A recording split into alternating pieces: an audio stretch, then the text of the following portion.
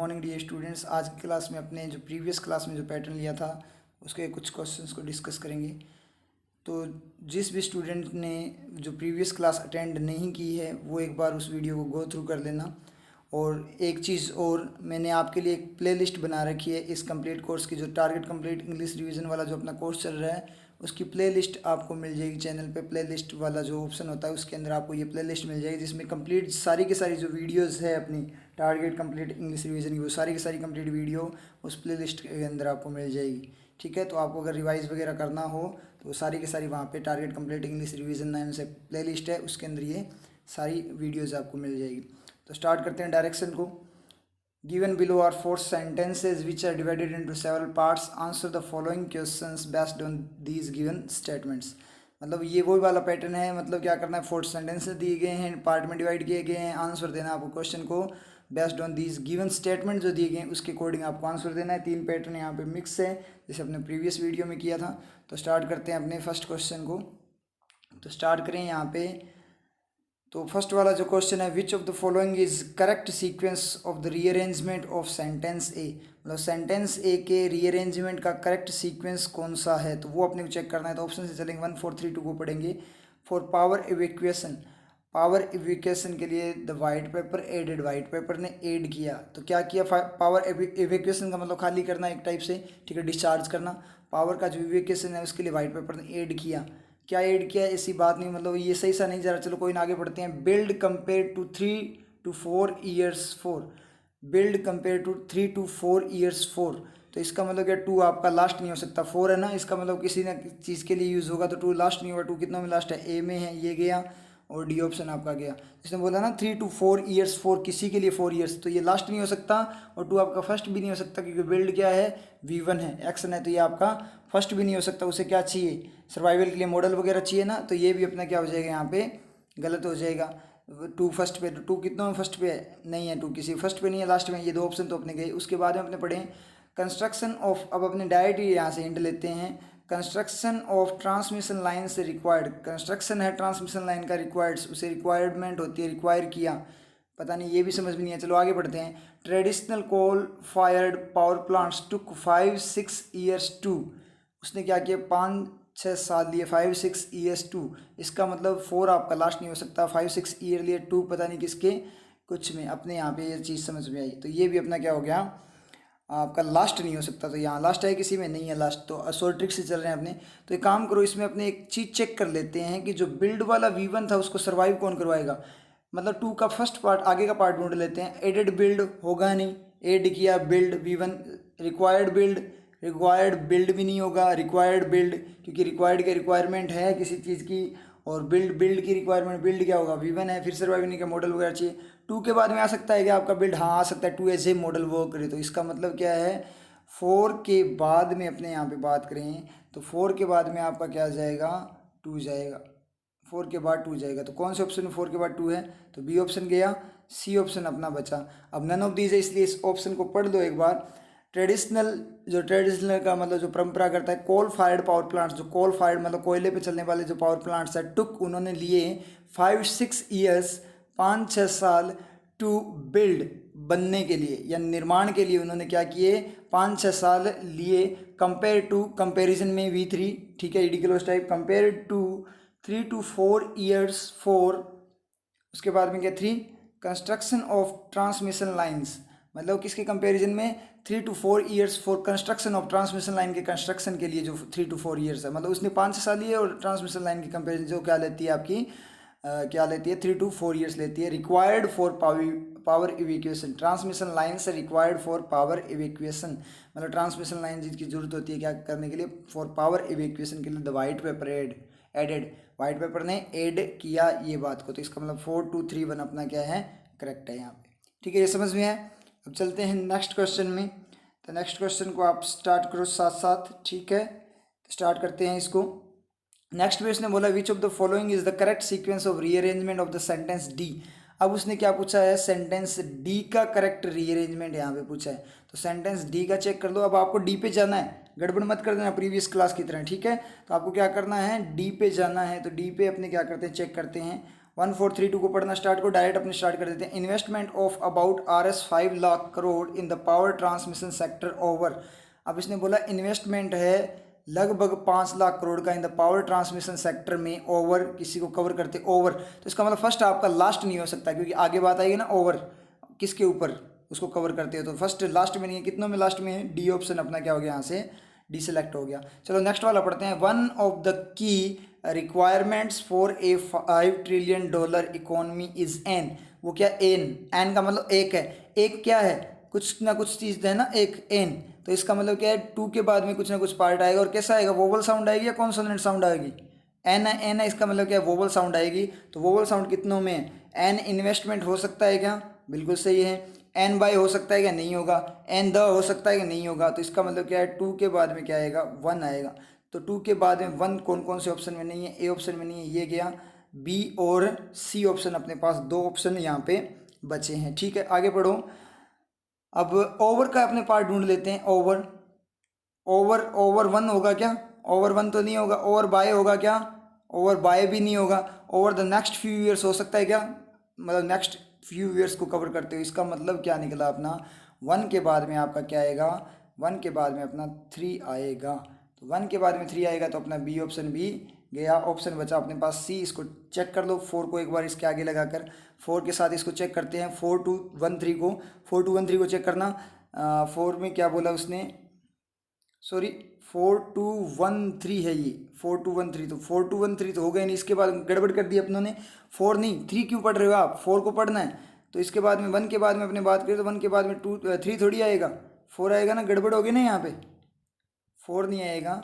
इसके बाद में आएगा आपका 4 आएगा किसके बाद में? आपके जो वन के बाद में आएगा आपका 4। ये अपनों ने यहाँ पे क्या कर ली? गड़बड़ कर ली। 214 आएगा। देखो यहाँ पे मैंने ये 3 पढ़ लिया था। तो अब यहाँ से क्या चीज़ सीखने को मिली अपने को कि एग्जाम में भी अपने क्या कर लेते हैं? ये गड़बड़ कर देते हैं। एक गड़बड़ तो आप लोगों ने की थी प्रीवियस क्लास में, कौन सी? जैसे मान लीजिए डी की जगह आपने बी डायरेक्ट क्या कर लिया, यहाँ पे नेक्स्ट वाला पढ़ लिया। अब यहाँ पे अपने क्या हुई है गड़बड़ कि अपनों ने क्या किया? 1 के बाद 4 को चेक करना था, क्योंकि 4 वाला पार्ट था नेक्स्ट फ्यू ईयर्स वाला, और अपनों ने यहाँ पे 3 लिखा हुआ था ना, उसको ही ले लिया। तो एग्जाम में ये गड़बड़ होती है। अब मैंने यहाँ पे ये गड़बड़ की है। ये गड़बड़ क्यों की है? क्योंकि यहाँ से अपने को सीखने को मिलता है। ये जो गड़बड़ होती है ना, मिस्टेक्स होती है, इन मिस्टेक्स से अपने को सीखने को मिलता है कि एग्जाम में भी अपने साथ क्या क्या गड़बड़ हो सकती है। तो मैंने आपको पहले ही बोला था, मैं आपको क्या करूँगा? एज ए स्टूडेंट पढ़ाऊँगा। समझ में आया चीज़? एज ए स्टूडेंट के स्टूडेंट क्या क्या गड़बड़ कर सकता है, करने को मैं ये वीडियो दोबारा से शूट कर सकता हूँ। ठीक है, यहाँ पे गड़बड़ होगी तो इस कंप्लीट वीडियो को दोबारा से शूट कर सकता हूँ, कोई दिक्कत वाली बात नहीं है। लेकिन मैं इसको दोबारा शूट नहीं करूँगा। क्यों? क्योंकि ये गड़बड़ आपको भी पता लगनी चाहिए कि अपने एग्जाम में गड़बड़ क्या क्या कर सकते हैं। तो रियल ये नहीं होता कि एग्जाम में आपको आता कितना है, रियल ये होता है कि एग्जाम में आपसे मिस्टेक्स कितनी होती है।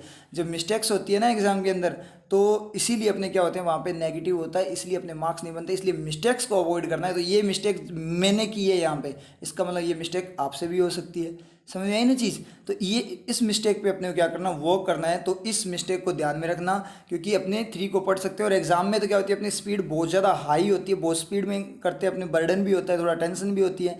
तो अपने क्या करते हैं, इतनी चीज़ों पे ध्यान नहीं दे पाते। तो इन मिस्टेक्स पे वर्क करो। अब आगे से मैं क्या ध्यान रखूँगा? अब ये मिस्टेक होगी, आगे से मैं यही ध्यान रखूँगा जब ये पैटर्न करूँगा क्या, कि कहीं मैं ना उल्टा ना पढ़ दूँ। ये माइंड में फिक्स कर लिया मैंने कि ये गड़बड़ ना, क्योंकि ये मिस्टेक मैं करता हूँ, मेरे से ये मिस्टेक हो गई। इसका मतलब क्या है? आगे से मैं माइंड में ये चीज़ हमेशा ध्यान रखूँगा कि ये वाली मिस्टेक ना हो जाए, तो मेरे से ये मिस्टेक कभी नहीं होगी। इसका मतलब मैं एक स्टेप क्या हो गया? इम्प्रूव हो गया, और मुझे क्या होगा? एग्जाम में सिलेक्शन की तरफ मैं क्या हो गया? एक स्टेप आगे निकल गया। समझ में? एक स्टेप आगे बढ़ गया मैं। तो वो वाला केस है। तो 214 कितनों में है? 214 की अपने बात करें तो 214 सी ऑप्शन में नहीं है, बी ऑप्शन में। बी को चेक करना है 2143। अब 4 के बाद में 3 को पढ़ना है, तो शुरू हो जाओ। 2143 को पढ़ेंगे तो क्या बोला है? One of the key requirements for a $5 trillion economy is, मतलब सबसे इंपॉर्टेंट जो रिक्वायरमेंट्स है उनमें से एक क्या है? किसके लिए? 5 ट्रिलियन इकोनॉमी के लिए। इज एन इन्वेस्टमेंट, वो investment of about 5 lakh crore, 5 lakh crore का in the power transmission sector में over the next few years according to a white paper released. किसके अनुसार वाइट पेपर रिलीज़ किया है? उसके अनुसार by the Confederation of Indian Industry, CIIE। Released by the Confederation, released by बिल्कुल सही है, इसका मतलब 4 के बाद में क्या है 3 है। तो मतलब उसके अनुसार ये बात बोलिए कुछ अगले कुछ सालों में क्या करना पड़ेगा, 5 लाख करोड़ का लगभग आपको क्या करना पड़ेगा, पावर ट्रांसमिशन सेक्टर में इन्वेस्टमेंट करना पड़ेगा 5 ट्रिलियन इकोनॉमी बनने के लिए। तो अपना ऑप्शन हो जाएगा यहाँ पे क्लिक, क्या हो जाएगा, ऑप्शन है बी। आई थिंक क्लियर है आपके, ठीक है। अब नेक्स्ट वाले पे चलते हैं। साथ साथ आप इसको क्या करो हो, अपने आप इसको क्या करो, एक बार सोल्व करने की कोशिश किया करो, मेरे से पहले सोल्व करने की कोशिश किया करो। तो स्टार्ट करते हैं। Which of the following is the correct sequence of the rearrangement of the sentence B. Sentence B का करेक्ट सीक्वेंस कौन सा है, ये अपने को चेक करना है। तो सेंटेंस बी को चेक करना है भाई, गड़बड़ मत कर देना, यहाँ भी दूसरा मत पढ़ देना।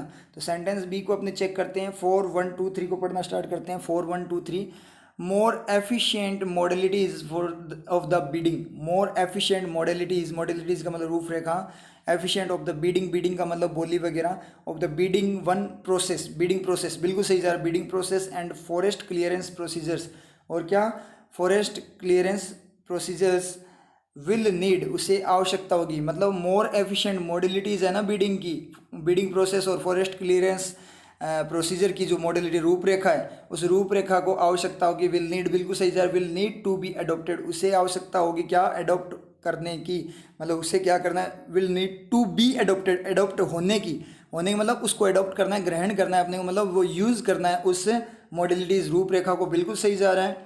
वाइल जबकि प्रिजर्विंग द इंटीग्रिटी, जबकि प्रिजर्व करते हुए the integrity of the original process, original process की to develop the transport system, transport system को डेवलप करने के लिए। तो आपका ए ऑप्शन बिल्कुल सही गया, कोई दिक्कत वाली बात नहीं है। और ये प्रिजर्विंग क्या है, यहाँ पे प्रिजर्विंग की बात करें तो ये आपका क्या है, आईएनजी क्लोज है जिसके कॉन्ट्रेरी दी है। तो मतलब क्या हुआ, ज़्यादा एफिशिएंट मॉडलिटीज़ की जरूरत है बिडिंग प्रोसेस और फॉरेस्ट क्लियरेंस प्रोसीजर्स के लिए, उसकी आवश्यकता होगी, उसे ग्रहण होने के लिए उसको आवश्यकता होगी, मतलब उसे ग्रहण करना है, जबकि प्रिजर्व बनाए रखना है अखंडता को ओरिजिनल प्रोसेस ट्रांसपोर्ट सिस्टम को डेवलप करने के लिए, ये बात इसने बोली है। तो ए ऑप्शन अपना सही जा रहा है। एक बार अपने बी को पढ़ लो, 2143 को, 2143 को अपने यहाँ पे पढ़ें तो क्या बोलेगा, विल नीड नहीं होगा, टू से स्टार्ट नहीं हो सकता, क्योंकि विल क्या है आपका, क्या है मॉडल है, उसको क्या चाहिए, सब्जेक्ट चाहिए, तो ये फर्स्ट नहीं हो सकता। 4231 को पढ़ना, 4231 को, more efficient modalities of the bidding की जो modalities, more efficient modalities of the bidding will need to be, मतलब उस मॉडलिटीज़ को आवश्यकता होगी एडॉप्ट होने की, वाइल जबकि प्रिजर्व करते हुए original process to develop the transport system, transport system को डेवलप करते हुए transport system process and forest clearance procedures. तो यहाँ पे बीडिंग वाला गड़बड़ सा कर गया ना, more efficient modalities of the bidding process. अब आप दोनों में से चेक करो, बीडिंग प्रोसेस ज़्यादा सी है, मॉडल रूपरेखा किसकी तैयार करनी है, रूपरेखा तैयार करनी है। अब डेवलप करना है प्रोसीजर, फॉरेस्ट को क्लियर करने, फॉरेस्ट को साफ करने का, जंगलों को साफ करने का, transport system process, system process क्या होगा, ट्रांसपोर्ट सिस्टम ही पूरा हो गया ना, ट्रांसपोर्ट सिस्टम कंप्लीट ही हो गया, ट्रांसपोर्ट प्रोसेस बोल सकते थे आप, ट्रांसपोर्ट सिस्टम प्रोसेस क्या होगा, तो यहाँ से भी मीनिंग नहीं लेके गया। और उसके बाद डेवलप करना है फॉरेस्ट प्रोसीजर को, डेवलप करना है किसके, फॉरेस्ट को, जंगलों को साफ करने का, या उसकी रूपरेखा तैयार करनी है, जंगलों को साफ कैसे करना है, तो रूपरेखा वाला ज़्यादा सही जा रहा है ना। एक तो ट्रांसपोर्ट प्रोसेस सही जाता है, ट्रांसपोर्ट सिस्टम प्रोसेस यहाँ से गड़बड़ होगी। दूसरा क्या है, आप बोल रहे हो कि जंगलों को साफ करने का प्रोसीजर डेवलप करना है, तैयार करना है, ठीक है, या उसकी रूपरेखा तैयार करनी है भाई, किस तरीके से उसको अपने सही तरीके से, किस तरीके से जंगलों को साफ करना है। तो रूपरेखा वाला ज़्यादा सी है, मॉडलिटीज़ वाला ज़्यादा सी है, इसका मतलब क्या है, सी से ज़्यादा बेटर है आपका कौन सा, ए ऑप्शन। कंपैरिजन कर लिया, जहाँ कन्फ्यूजन हो वहाँ आपस में कंपैरिजन कर लिया करो, बात कैसे बोल रहे हैं। यहाँ पे कंपैरिजन करेंगे तो इसने क्या बोला है, transport system process, transport process हो सकता है, ट्रांसपोर्ट सिस्टम प्रोसेस कोई मीनिंग नहीं आ रहा। बीडिंग प्रोसेस बिल्कुल सही है, मतलब बोली वाली जो प्रक्रिया है उसकी बात कर रहे हैं। तो यहाँ पे अपना क्या हो गया, ज़्यादा बेटर कौन सा हो गया, ए ऑप्शन हो गया। 3412 को अपने चेक करें, 3412 में क्या है, प्रिजर्व करते हुए द इंटीग्रिटी। अब यहाँ पे देखना, टू लास्ट में नहीं आ सकता, वाइल यूज हुआ है ना उसने, will need to be adopted while, जबकि, हाँ जबकि क्या, तो टू आपका लास्ट नहीं आ सकता, तो ये भी अपना क्या हो गया, गलत हो गया। नन ऑफ दीज अपना गलत ही है, क्यों, क्योंकि ए ऑप्शन अपने पास है तो ऑप्शन नहीं आता तब नन ऑफ दीज आता है। तो आई थिंक ये क्लियर है। अब नेक्स्ट वाले क्वेश्चन पे चलिए। आपको जब भी कन्फ्यूजन हो, जैसे अपने को यहाँ पे कन्फ्यूजन हुआ था दो ऑप्शन में, तो उनको आपस में कंपेयर कर लिया करो, लड़ा दिया करो उनको, अपने आप जो बेटर ऑप्शन होगा वो सामने आ जाएगा, जीत जाएगा वो। समझ में आई बात। अब नेक्स्ट में करें, which of the following is the correct sequence of the rearrangement of the sentence C. तो सेंटेंस सी का करेक्ट रीअरेंजमेंट कौन सा है, ये अपने को क्या करना है, चेक करना है 1432, सी को चेक करना है 1432 को पढ़ेंगे। पॉइंट्स की बात हुई है that the government must work on, जिस पे गवर्नमेंट को वर्क करना चाहिए। अब यहाँ पे अपने बात करें पॉइंट्स को अगर नाउन की तरह ट्रीट करें ना आपने, तो वर्क ऑन का बैक रिफ्लेक्शन जाएगा, ये आपका क्या है सेकंड सब्जेक्ट क्लोज है। बैक रिफ्लेक्शन जाएगा, इसका मतलब क्या है, ये आपका क्या है सेकंड सब्जेक्ट क्लोज है। कहाँ से, ऑन के बाद से बैक रिफ्लेक्शन जाएगा, ठीक है। Points that the government must work on, ये कैसे वर्क करता है, the government must work on the points that points, ठीक है, वो आगे बात जाएगी। तो points that the government must work on, point जिन पर गवर्नमेंट को काम करना चाहिए, ये सेकंड सब्जेक्ट क्लोज होता है आपका, ठीक है। Points that the government must work on, जिस पे गवर्नमेंट को काम करना चाहिए, टू एनहांस द, क्या करने के लिए, एनहांस बढ़ाने के लिए, the transmission sector in line with. तो अपने को ये ट्रांसमिशन सेक्टर 1-2 थोड़ी पढ़ना था, 1-2 कहीं पे है ही नहीं, ठीक है, 1-2 स्टार्टिंग दे ही नहीं रहा, 1-4 पढ़ना था।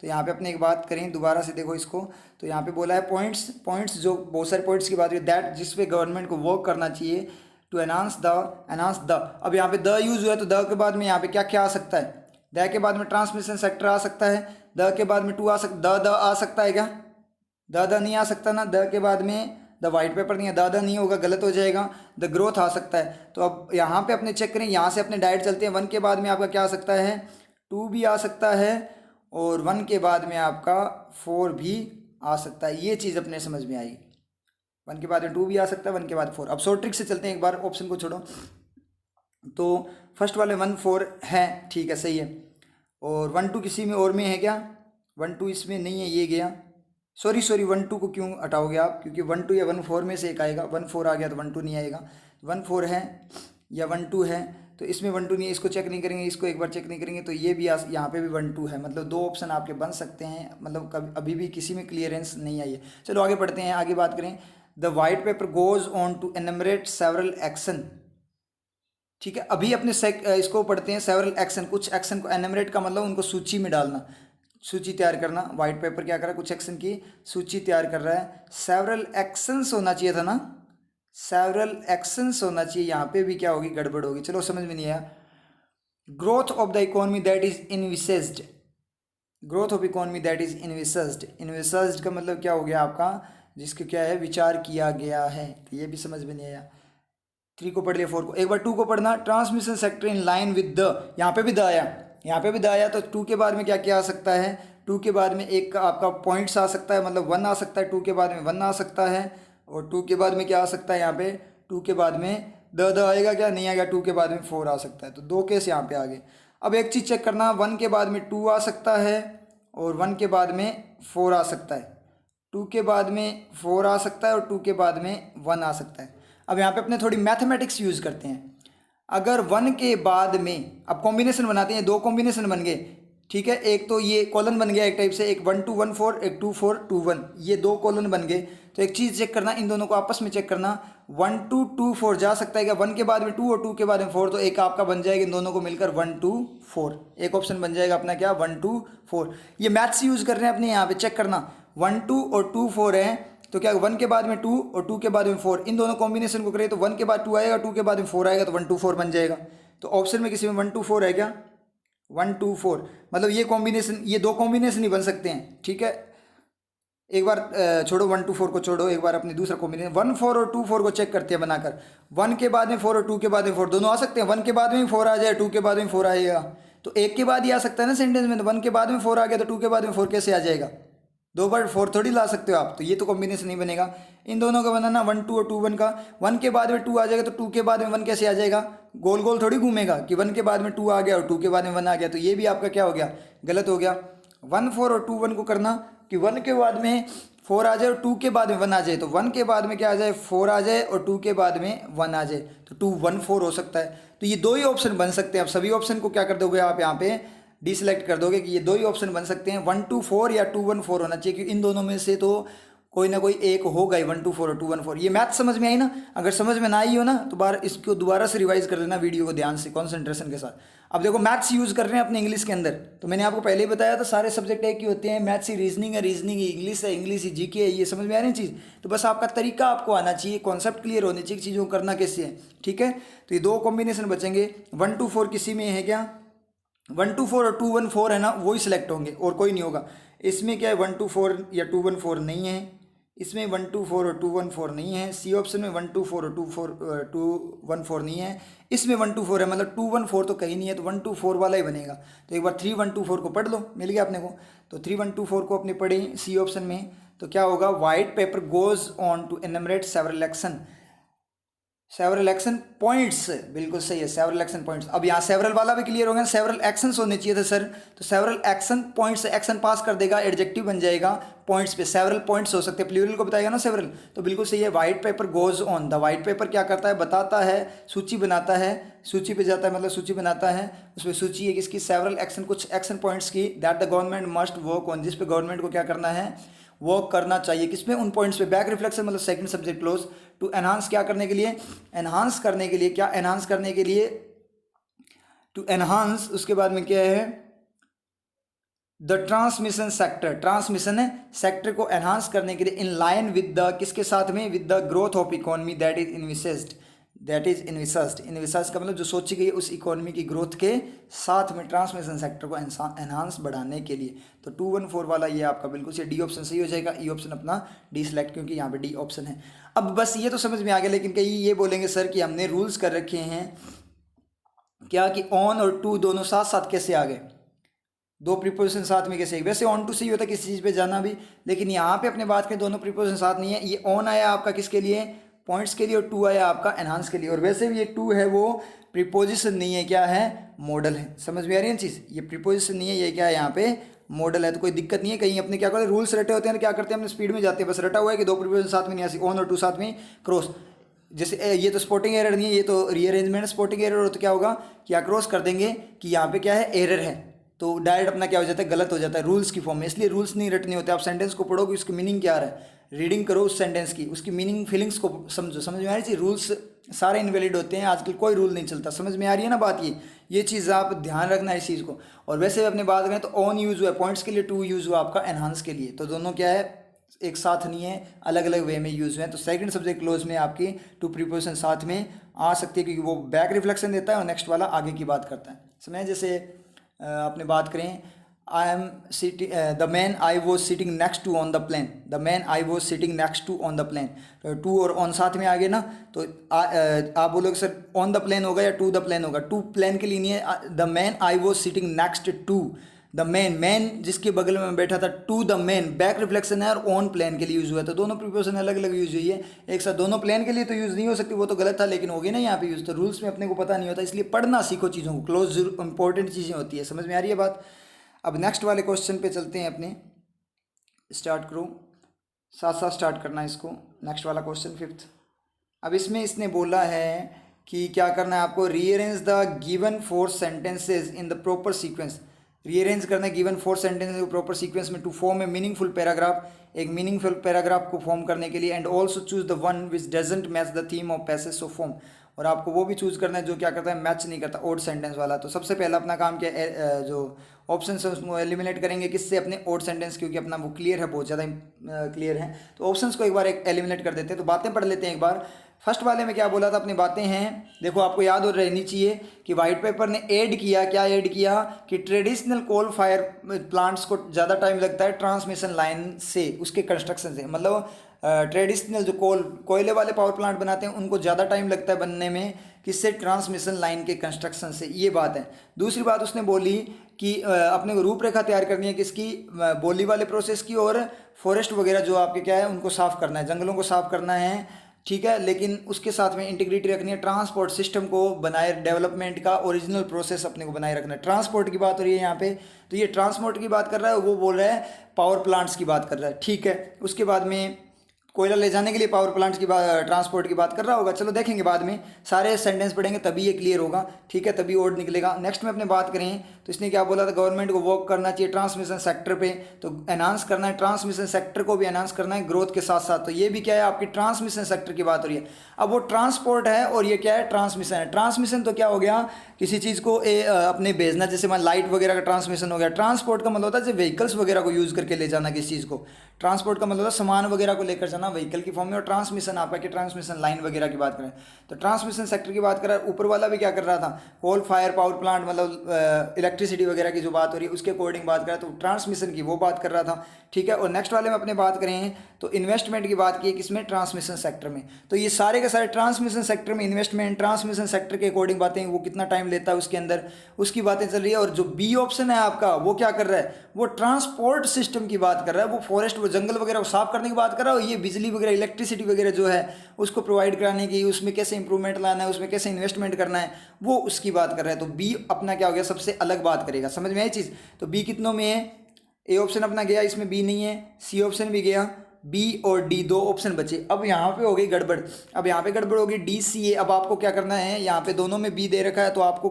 कंपैरिजन करना है कि रीअरेंजमेंट कौन सा सही है। समझ में आई बात। अब यहाँ पे रीअरेंजमेंट को अपने चेक करें, डी सी ए और एस सी डी की बात करें तो डी सी ए को पढ़ेंगे इन्वेस्टमेंट ऑफ अबाउट, अपने यहाँ पे बात करें कि वन जो अपनों ने बनाया था कि की रिक्वायरमेंट है, आप लिख लेना साथ में जो अपना कॉम्बिनेशन था वो आपका जो भी था। तो मुझे तो यहाँ पे पता है, अपने डायरेक्ट साथ साथ ही कर लेंगे, वैसे भी आपको पता लगे बोल क्या चल रहा है।